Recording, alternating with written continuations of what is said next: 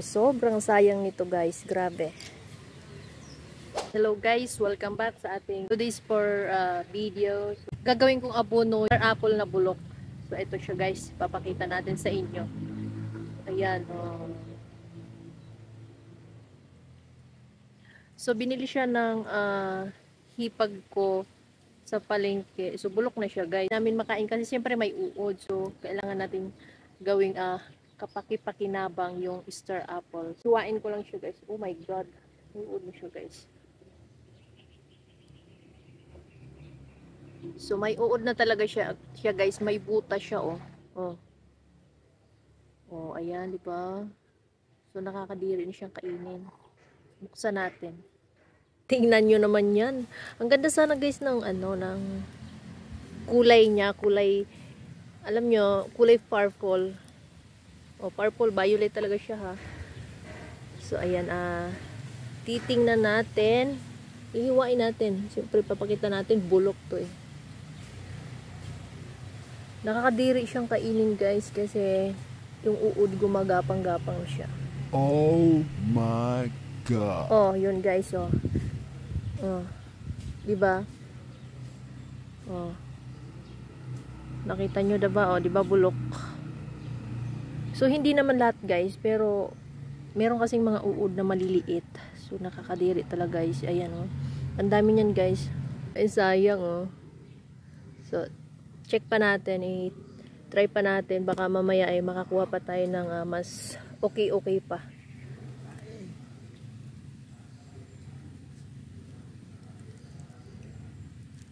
Wow. Malay mo guys. Ito ay pwede palang kainin, pero ingat lang kasi may uod nga eh. So I think okay naman tong isa guys, oh.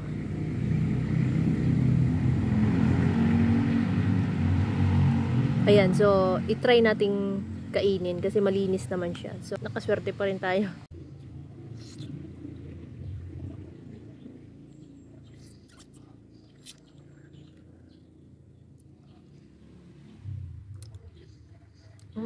Sarap.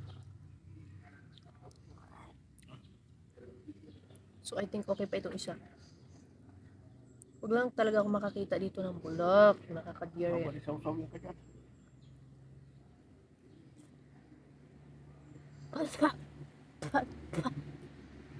Kakita ko uod. Ayaw ko na. Sayang talaga guys. Nanginayang ako talaga pero wala tayong magawa. So, iabono na lang natin. Hala, tara na, ibaon na natin. So, ang gagawin natin, hati-hatiin lang natin para hukay muna tayo.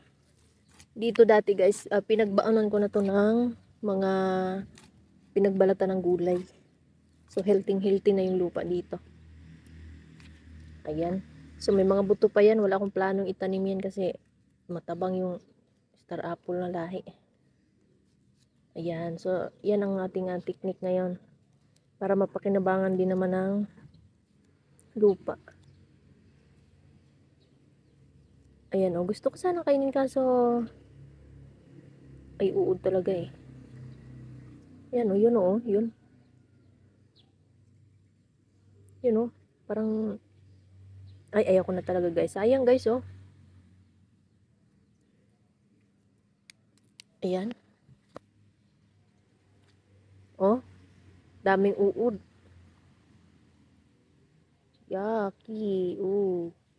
Makatas sana guys.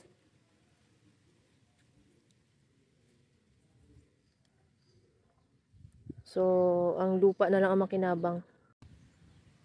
So, sobrang sayang nito guys. Grabe. Alam nyo ba, isa sa paborito kong prutas is Easter apple. Ayan. So, tabunan natin. Then, mga ilang araw na yun guys, ubos na yun ng uod. Bulate. Bulate kakain dyan eh. Ayan. Next naman natin dito sa gitna. Ayan.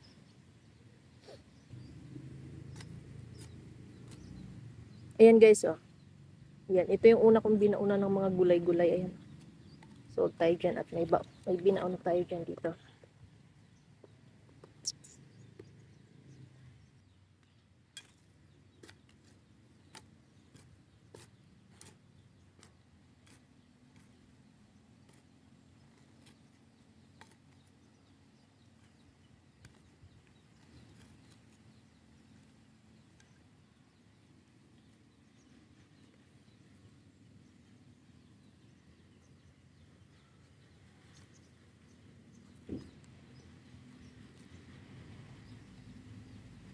Sayang, di ba guys?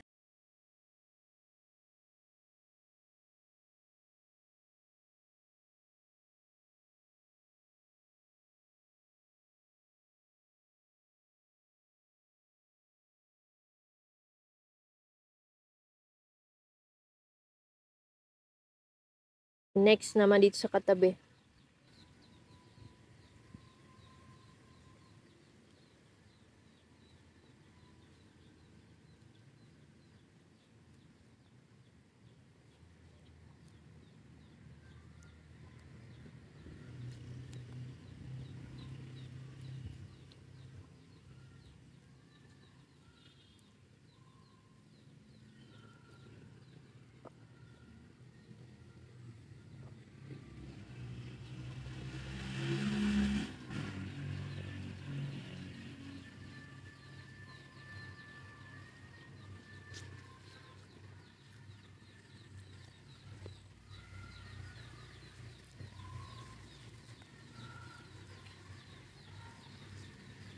Oh my G, malambot na talaga siya.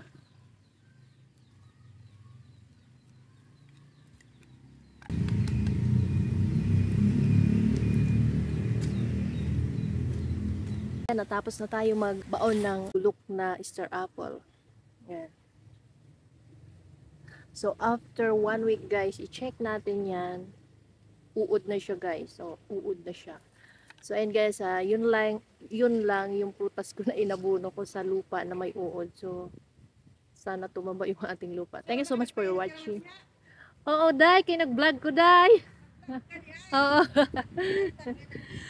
Ayan guys, thank you for your watching and don't forget to subscribe our YouTube channel. Bye-bye.